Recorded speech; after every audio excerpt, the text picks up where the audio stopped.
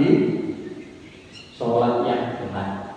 Bagi orang munafik itu orang yang kalau sholat males, nikmat tidak males, sholat males. Pokoknya begitu sholat mau harus mengenai sholat itu lama banget. Setelah kita itu kalau nonton dangdutan nggak pernah ngantuk. Tapi kalau sholat apalagi ngaji ini wis boleh SDM malah menulis berdoa. Tapi alhamdulillah dengan semangat ini patut disebut. Kata Nabi,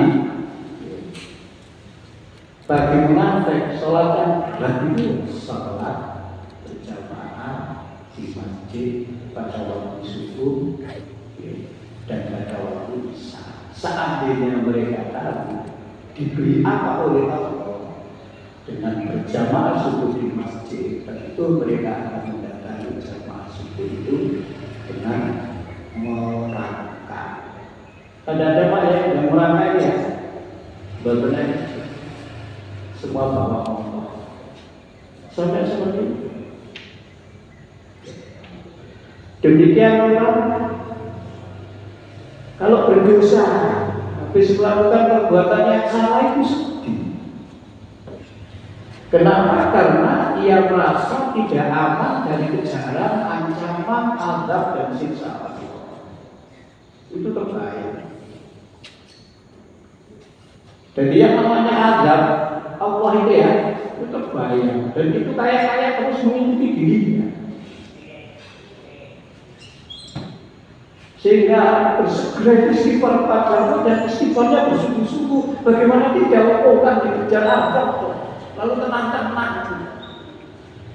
Wah, beriman itu tidak seperti itu. Maka kata Allah di surat ke-7 itu ayat 99 layak as'abi makro as'abi makro layak makro yang kau tidak akan merasa aman seseorang itu dari ancaman siksa Allah dan tidak akan merasa aman dari ancaman siksa Allah kecuali orang-orang yang menolak. Perasaan itu yang ada. Makanya sedih. Imam Ghazali itu ketika malam tidak sholat tahajud pagi itu nangis, menyesal. Kenapa kok nggak bisa sholat tahajud dari malam? Dan itu ditanya oleh santrinya, guru kenapa menangis? Saya tadi malam kebetulan tidak sholat jamaah. Padahal itu punya sunnah. Seandainya ketiduran menurut ulama fikih itu masih bisa dikumpul. Tapi menangis. Lewat diri keringan sholat subuh jam 2:30 guyu ini orang-orang beriman. Orang dikejar siksa itu orang itu kalau berbuat salah dikejar oleh penegak hukum, oleh aparat keamanan itu tidak akan tenang. Dimanapun dia berada dikejar terus, ya akan tenang dia itu mau makan yang tidak bisa makan terbuka. Sembunyi ini dikejar siksa Allah, dikejar ada Allah. Insya Allah pagi ini hati kita seperti itu Pak ya, sangat bahagia. Maka ketika Wabi datang kepada Nabi, itu hadis ada di Arba'in Nawawi itu ada. Lalu Nabi mengatakan, kamu kesini datang untuk tanya tentang birrun dan ismuta. Kamu kalau datang mau tanya baik dan buruk, itu tanyakan pada hatimu. Baik itu yang membuat hatimu tentram, dadamu senang. Buruk dosa itu yang membuat hatimu menderita dan dadamu itu bergejolak. Insya Allah seperti itu. Insya Allah. Mergo seneng sholat berjamaah, sholat itu jamaah atau seneng. Mergo seneng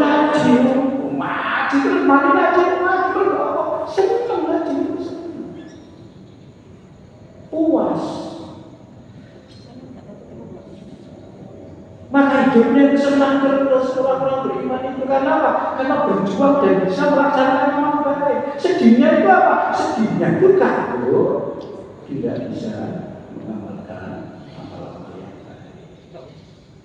Saya kira bahwa saya itu kayak senang, duit senang, tapi jadi dikasih Allah iman, ya tetap senang loh. Iman itu nggak bisa dibanding dengan nikmat yang ada di dunia ini. Dengan emas sepenuh bumi itu masih bernilai iman. Iman itu membuat hidup kita senang saat kita bisa mengamalkan perintah-perintah Allah. Dijauhi larangan-larangan. Mudah-mudahan dengan ngaji iman kita itu bertambah dalam, menancapnya dalam hati. Islam ini menjadi melekat dalam hati kita, menjadi cakap. Pahamnya luas, melekatnya luar biasa dalamnya, menjadi kokoh, menjadi muslim yang sebenar-benarnya.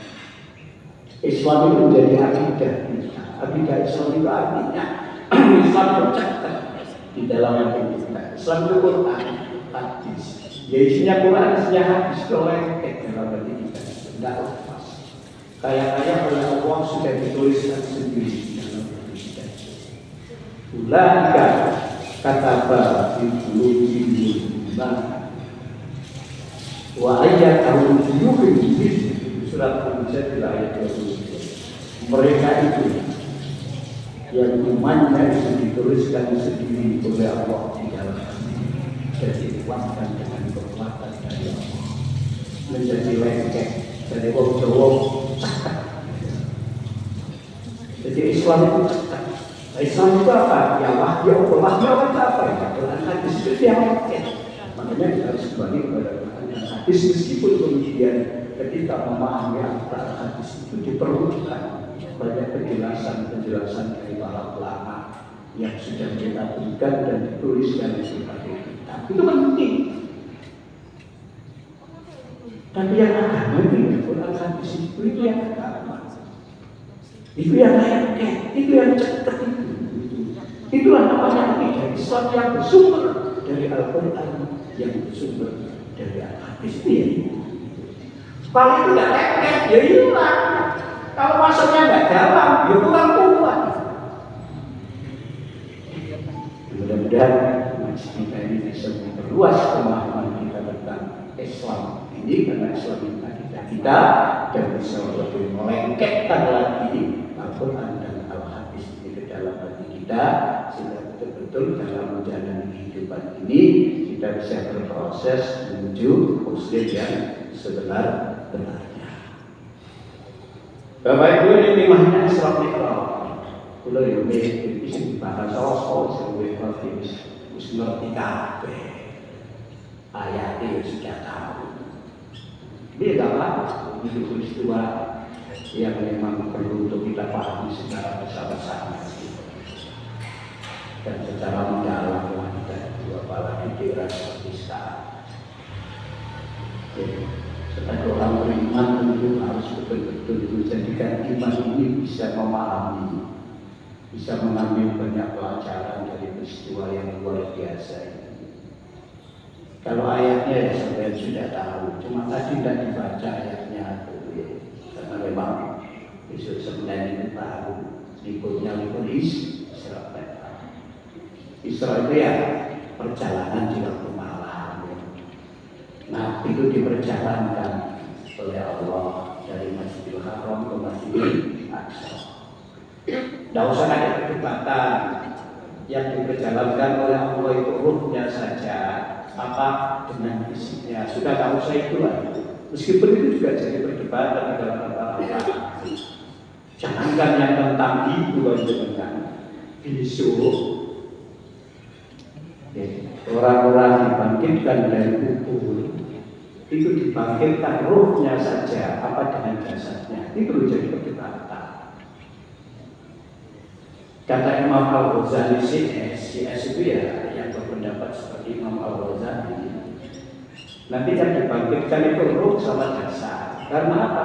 Ya, karena memang keterangan Mas itu seperti itu. Tapi kata lurus, ini sama-sama ulama. Ini lurusnya kalau kita budaya itu sudah itu. Loh, tidak, nanti yang dibagikan itu cuma ruhnya saja. Jasanya itu hancur bersama alat ini, bersama bunyi ini. Sebenarnya karena pada karunya. Karena itu pernah ada diskusi,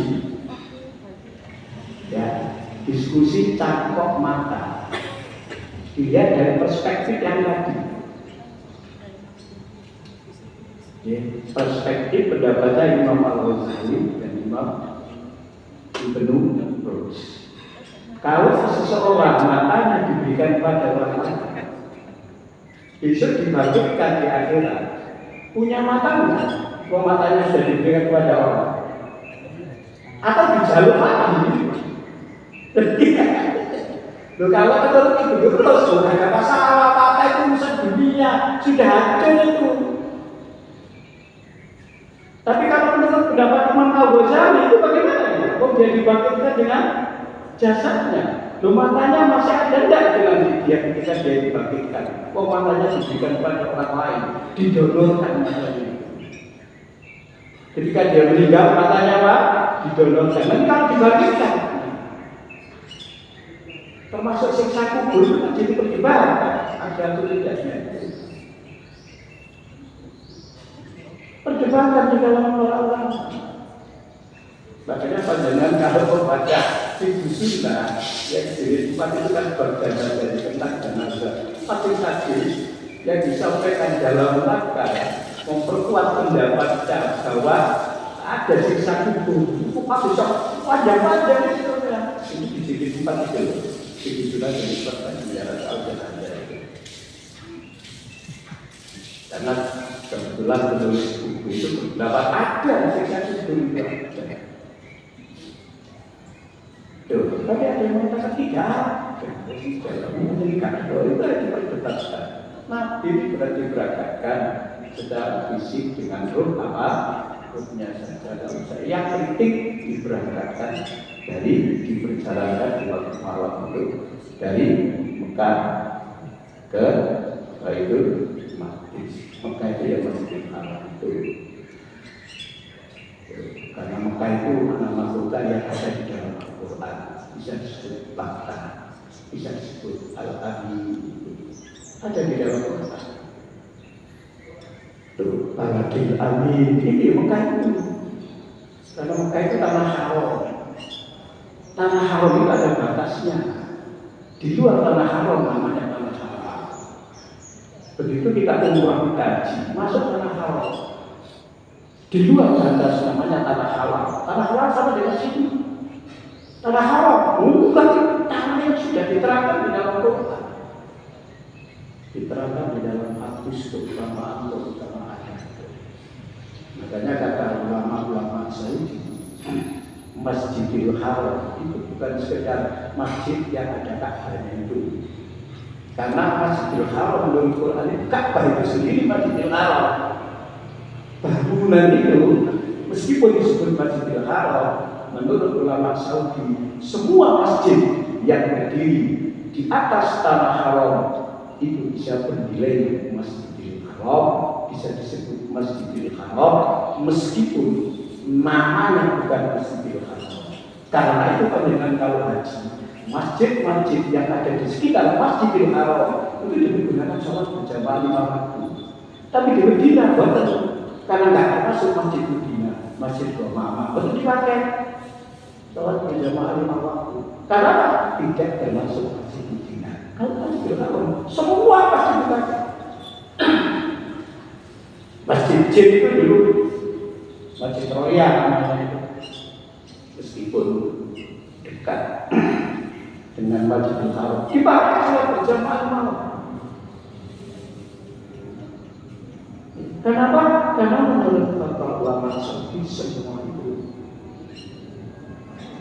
bisa disebut dengan Masjidil Haram.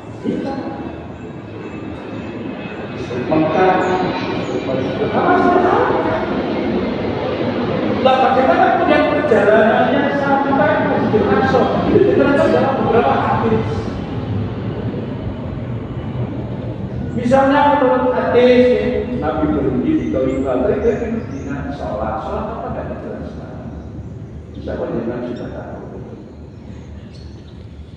Berhenti kemudian sebelum masuk ke Masjidil Aqsa itu di Baitul Lahmi atau Bethlehem itu tempat Nabi sholat. Itu diterangkan hadis. Sampai kemudian masuk di Masjidil Aqsa, bertemu para nabi dan macam-macam lagi terangkan dalam hadis bagi siapa aja. Kemudian Nabi dibawa naik dengan menunggang salah satu kendaraan yang seperti kuda dan tidak kuda, besar tidak kecil tidak. Lalu banyak pengalaman rohani yang dilihat. Itu diterangkan dalam hadis. Misalnya Nabi bertemu dengan Nabi Adam. Di kanan Nabi Adam ini orang-orang baik, di kiri Nabi Adam ini ada orang-orang yang tidak baik dan Nabi Adam meneteskan air mata misalnya begitu. Kenapa? Yang baik maupun yang tidak baik ini semua adalah anak cucunya. Kalau sekarang perang Palestina, perang Israel, itu semua anak cucunya Nabi Adam.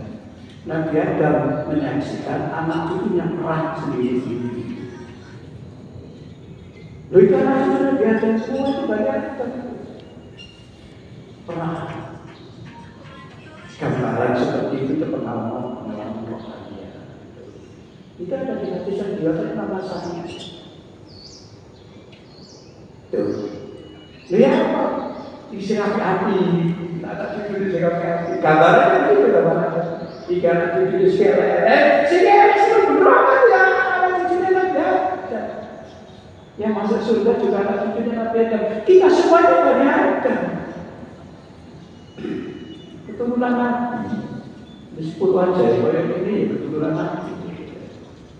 Tapi masih keturunan Nabi. Ya kayak itu loh sekali, yang sekali.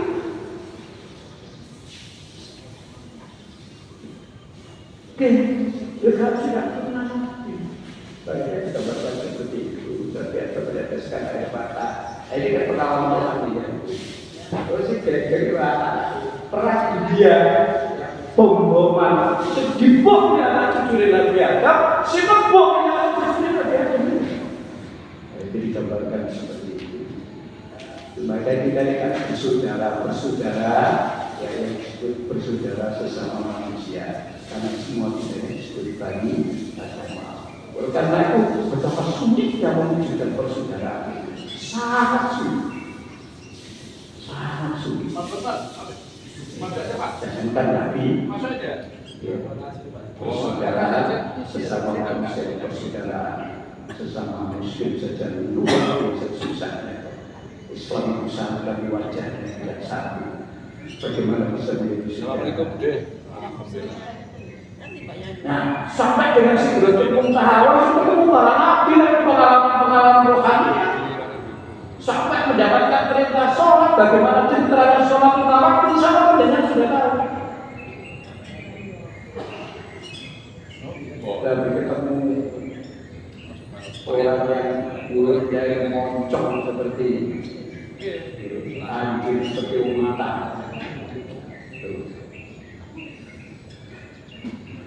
Kita tanyakan kepada Jibril, siapa yang itu orang yang suka makan di sana. Itu kan semua pengalaman orang itu. Nah, ada orang yang banyak itu semua ada di kita sudah ya, kita hanya bisa berlatih. Kalau pendidikan baca, tapi yang paling sahih itu adalah artinya bisa. Itu kitab yang paling sahih akan dengar. Masih ketemu dengan orang yang banyak ada orang yang juga yang dimakan daging musuh. Ditanyakan kepada Jibril, siapa itu gambaran rumah yang sudah punya istri dari wanita lain. Dan kalau wedok wadah datanya di payah sampai ketahuan. Siapa itu wedok yang suka selingkuh, ibu juga boleh berjulian. Itu gambaran pengalaman rohani kan banyak. Tapi saya nggak mencoba itu. Saya dalam kesempatan ini ingin ayo kita pikir dan merenung memahami Isra Mi'raj ini berdasarkan salah satu teori yang disampaikan oleh Imam Masyuki dalam kitab Asrarul Tanzil Quran. Beliau mengatakan begini, bahwa uraian tentang isi suatu surat dalam Al-Quran, uraian pengantar suatu surat dalam Al-Quran itu ada pada uraian surat sebelumnya. Karena dalam ilmu munasabah, hubungan antara satu surat dengan surat yang lain, surat berikutnya itu ada. Antara awal surat dengan akhir surat itu ada hubungannya. Dalam ilmu munasabah Al-Quran, hubungan antara akhir satu surat dengan awal surat berikutnya itu ada. Nah, teori dia mengatakan begitu. Jadi pendahuluan isi satu surat itu ada di surat sebelumnya. Itu artinya pendahuluan isi surat Al-Isra yang menerangkan tentang Isra-nya Nabi itu ada di surat sebelumnya, yaitu surat An-Nahl. Itu pendahuluannya. Dengan kalau menulis uraian itu kan pendahuluan.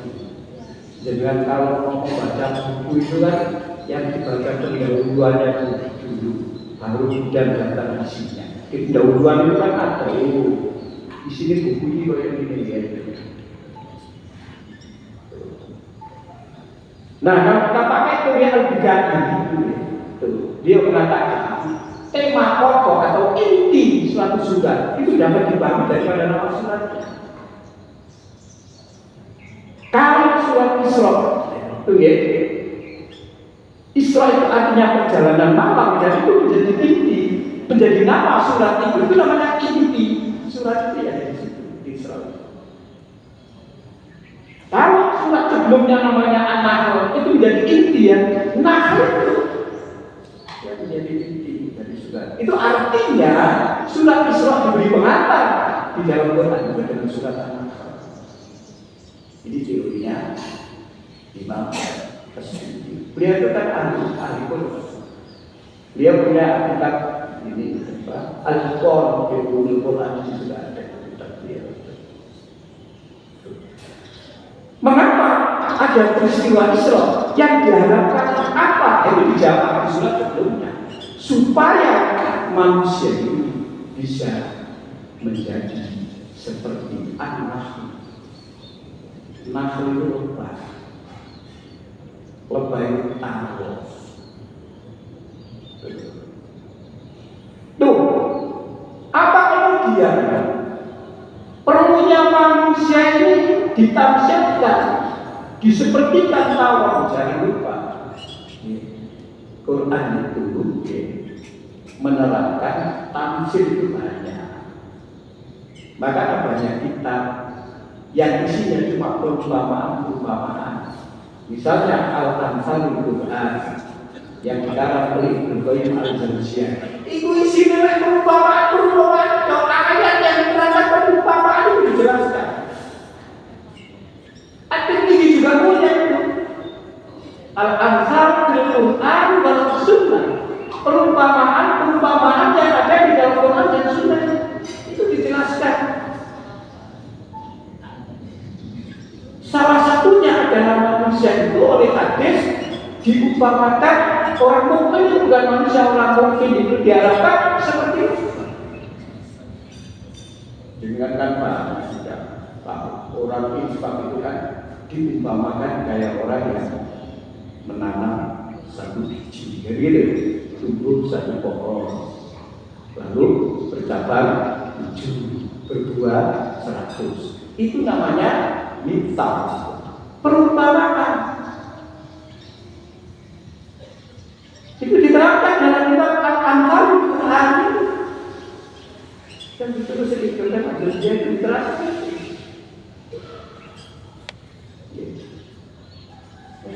Bahkan di hadis juga mukmin yang satu dengan mukmin yang lain itu seperti satu bangunan. Itu namanya asal di hadis itu. Tuh, keadaan Al-Aqsa itu menurut para ulama, ini cara Allah untuk menasihati kita supaya kita ini bisa lebih cerdas, supaya menjadi ulul albab, supaya kita gambarkan kita ini seperti itu. Orang infak itu seperti orang menanam biji, kemudian tumbuh satu pohon, kemudian bercabang 7, kemudian masing-masing berbuah 100. Pikir seperti itu. Oh, baik. Itu habis. Orang infak yang tidak ikhlas, seperti debu di atas lantai. Kena hujan lebat, jangankan hujan lebat kata Al-Quran. Kena diri saja hilang. Itu perumpamaan. Di dalam hadis manusia ini diharapkan bisa. Manusia yang iman, maksud saya, kita orang Muslim mukmin ini bisa diharapkan seperti anak lebah. Dan jangan lupa lebah ini ya, yang pernah mendapatkan wahyu dari Allah. Cuma wahyu di situ bukan bermakna wahyu seperti kepada Nabi, tapi bermakna ilham. Bisa kita lakukan. Wa awha ila nahli anit tahribil jibala buyutan wa minasyajari wa mimma ya'usul. Itu kan ada di surat An-Nahl. Lebah Allah memberi wahyu, tapi diterjemahkan ilham kepada lebah. Apa keistimewaannya lebah kata hadis punya karakter ini? Idza akalat thayyibatan. Jangan bisa baca di hadisnya di Musnad Imam Ahmad. Bersumber dari sahabat Amr, Pak Amr Abdullah bin Amr. Ada juga riwayat Bayhaqi hadis ini. Tahu sampai singkatnya saya tidak pernah melakukan kritisasi hadis ini, tapi hadis ini yang dibukukan. Dan kalau kita pikir yang hadis ini yang pas lah, kita diperintah untuk seperti itu. Kalau makannya baik, makan yang halal. Apalagi makan itu untuk pertumbuhan badan. Badan yang hidup itu perlu makan, perlu minum. Lupa barang yang tidak halal.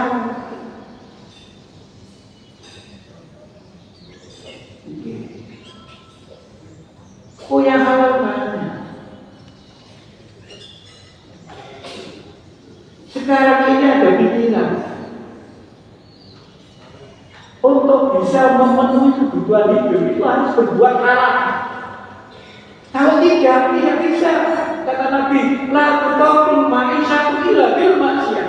Tidak mampu mencukupi kebutuhan hidup kecuali dengan maksiat. Itu saya menjadi teh. Sehingga banyak dan apa-apa jadi siluman saja. Saya ini sama sentek, lapangan itu sentek, si belum sentek laut dipakai. Laut kalau sakit ikan itu, lagi bukan di sana. Kalau nyawa kromo kali kromo kok sertifikat takut tawarin. Tapi sebisa lebih bisa sekarang itu. Gimana cara keturunan di sini sombong keturunan di. Tapi kalau itu gimana? Telah untuk memahami pribadi. Wes gak yakin bahwa Allah itu yang mengatur, menetapkan, memberikan rezeki kita. Allah yang menghidupkan dan mematikan kita itu. Paham-paham begini sangat berbahaya. Dan itu menjadi tantangan kita ke depan. Tantangan kita itu bukan sekedar TBC seperti zaman dulu tidak. Sampai wis kaon iki sampai wis kaon sampai wis percaya kira itu barang sebagai sesuatu yang realitas itu tidak percaya sampai itu kalau cerita sampai percaya cuma cerita atau yang berkembang di masyarakat sebagai suatu khayalan berangkat dari mitos. Makanya sampai tidak akan keluar masyarakat itu. Tapi tantangan siri kontemporer seperti yang tadi itu tidak percaya sama Allah. Bahwa Allah yang menghidupkan dan mematikan manusia. Tapi Allah menghidupkan seluruh fasilitas hidup bisa milik Allah. Tinggal kita menjalani bagaimana yang Allah berikan untuk menjalani hidup. Ikhtiar.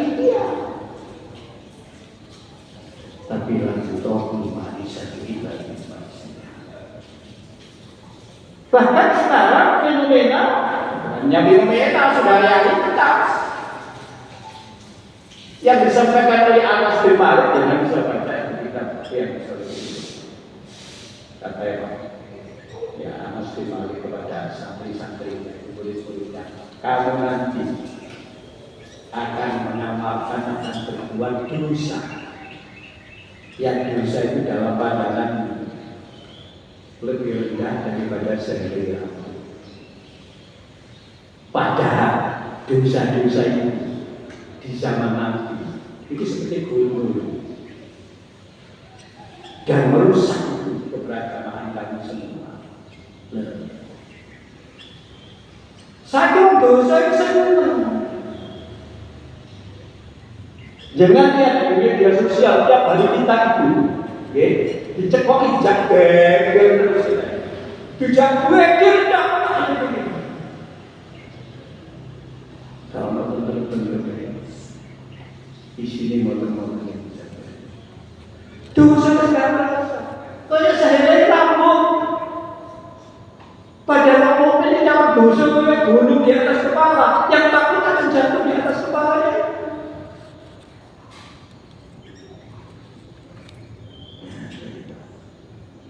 Makanya di Bogor beliau lepas tidak akan terlibat.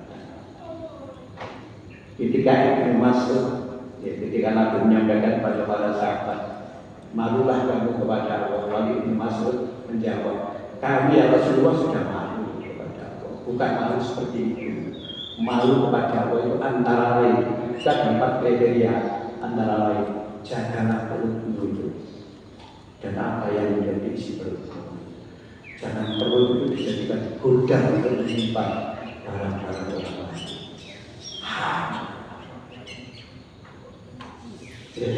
Saat ini kita sudah bilang, menyolong yang bergaya jadi sholat lebih baca, nyolong kalau yang bergaya. Udah.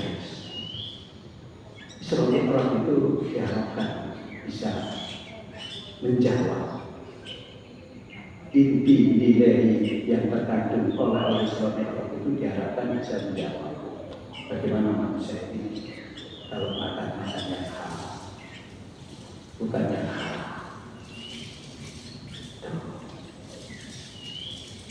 Ibadah doa keibadah kalau menghasilkan sesuatu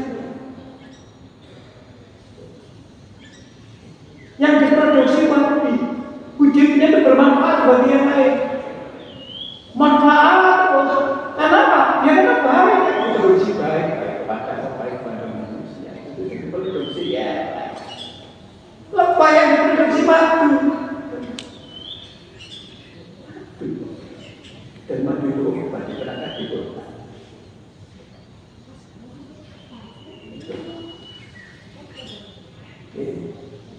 Idza waqa'a ala idin sajarin lakusin, dia kalau hingga dia kalau berada itu di tempat yang baik.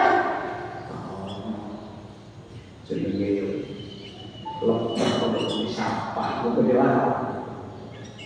Berarti ada masjid begini.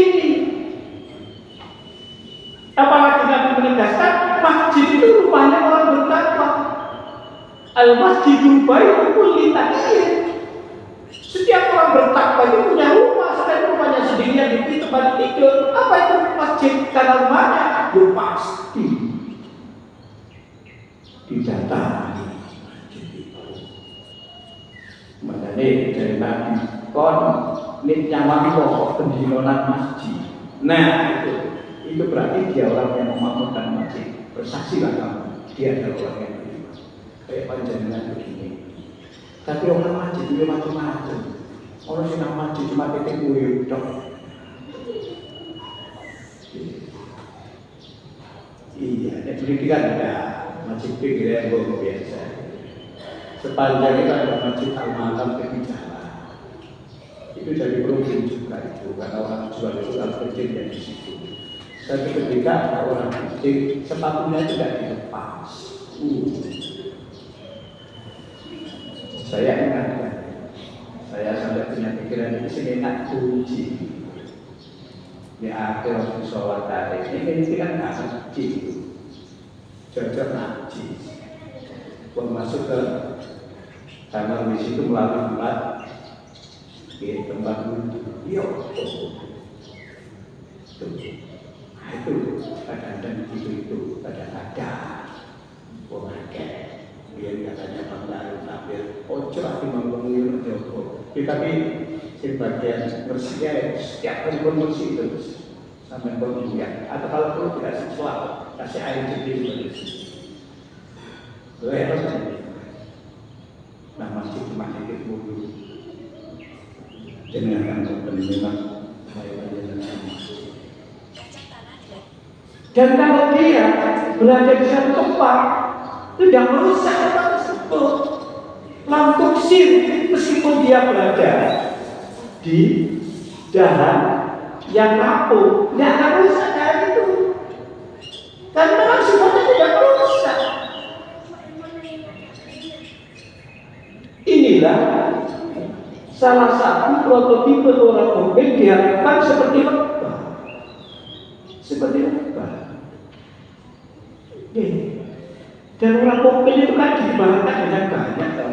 Seperti lebah, seperti madu, seperti pohon, tadi seperti bangunan, seperti satu tubuh. Seperti itu. Sehingga mudah-mudahan Isra Mi'raj ini bisa menjadikan kita seperti lebah. Bagaimana mudah bisa menjadi lebah? Inti Isra, inti Mi'raj apa? Sholat. Sholat itu, sholat wajib 5 waktu. Itu kewajiban yang ditetapkan oleh Allah. Tiap hari, waktunya ditetapkan oleh Allah. Sudah paten, tidak bisa diubah-ubah. Kecuali kita mendapatkan rukhsah. Itu tiap hari, seumur hidup. Dan itu tidak akan menghalangi apapun dari kegiatan kita di luar sholat. Tidak akan menghalangi, mempengaruhi usaha kita. Tidak. Usaha bagus gara-gara ditinggal sholat berjamaah. Tidak. Itu harus yakin. Kalau tidak, bisa.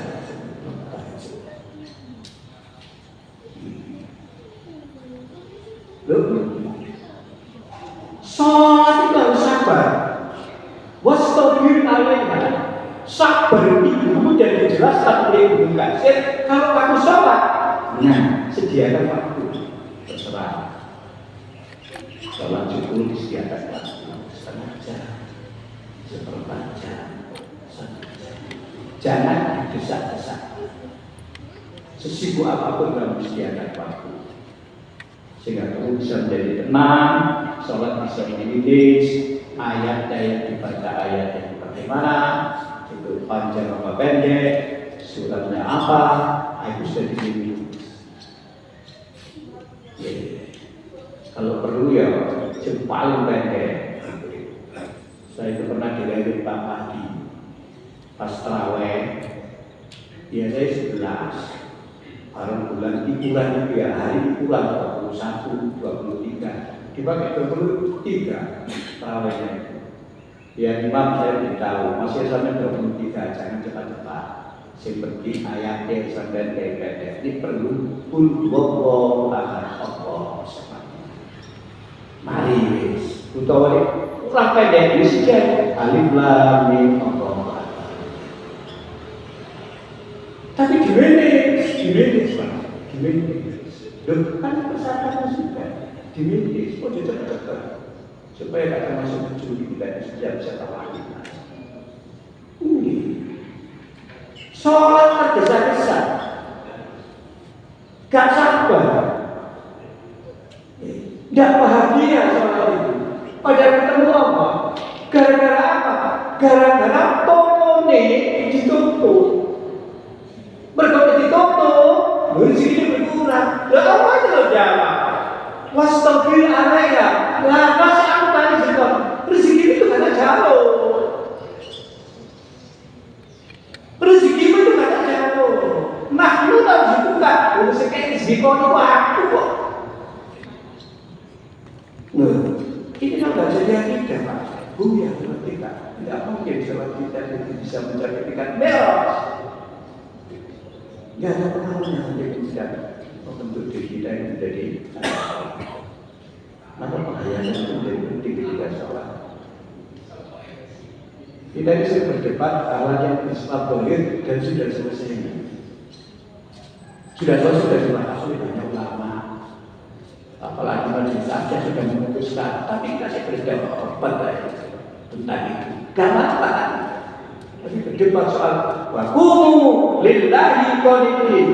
Kerjakan sholat dengan penuh ketundukan. Tunduknya sholat bagaimana? Itu belum mereka berdebatkannya. Lanas al-Quran sekali. Nah, ini harus dibuka. Karena kurangi rezeki ini. Oh, sekarang rezeki pun doaku. Ya. Tapi ini kan menjadi kapan tidak begini.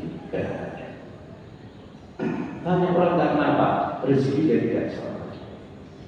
Di Al-Baqarah 212 orang kafir memandang dunia ini sangat indah. Karena apa? Keindahan dunia itu disupport oleh benda-benda. Pada rezeki Allah, iman itu direndahkan. Kata Allah, "Wa yang suku maya syai'u Indonesia." Rezeki itu yang inilah sholat. Dan setiap hari sholat itu tidak bisa kita untuk kita sudah sadar. Kita bisa mungkin berbuat apa sih, tapi sholat jangan dilupakan. Meskipun bisa di awal sholat dulu, bisa di pertengahan, yang penting masih waktunya. Soal kemudian lebih baik di awal, ya tergantung. Jadi pada posisi-posisi yang kita ini bisa ada luang waktu di awal. Nabi aja kalau sholat isya itu bisa jam 9 gara-gara kalau sekarang tidak mesti di awal. Kalau situasi panas betul sholat dulu tidur sama Nabi agak dingin sedikit. Seperti itu kan. Tapi yang penting itu jadwal yang sudah ditetapkan oleh Allah nggak bisa kita oke. Harus kita patuhi dengan penuh ketundukan, penuh kesadaran. Ini orang-orang Israel. Mereka itu bisa digombol lagi, disampaikan kepada kita sampai sekarang ya. Maka Nabi menegaskan as-salatu lillahi. Salat mi'rajnya orang mukmin. Salat mi'rajnya orang mukmin harus mencapai tingkat mi'raj. Inilah sebenarnya kita di sholat. Bukan hanya bagaimana caranya rukuk, caranya sujud. Usaha sekolah balik rukuk, sekolah balik sujud. Sajane apa sih? Rukuk itu sujud itu apa sih sajane itu loh. Di situ kemudian kita coba sama itu kita hayati. Itu namanya sholat bahagia. Mari sholat itu sempurna. Pelong. Hati itu kok masih diutang itu. Kita iya. Tapi ini mari sholat itu semua mari sholat kemarin iman kita disini mulai apa itu wow dia telah jamaah sampai itu wilayah itu wow ini yang bukan buat cerita ini kalau ini gantinya imam sholat atau gantinya kenal oleh guru standar ya pahamilah jamaah makanya imam rawatib itu bisa paham tentang jamaahnya itu paham kemampuan jamaahnya itu dalam ayat itu paham Sing tak paham biasa imam sing teko yo imam sing gak ro ati. Itu terus yo kadang terlalu pendek. Tahu pendek sih alhamdulillah cepet mari yo pendek. Wow, agak terakhir gitu lah, segala macam. Bisa kok ya. Betul.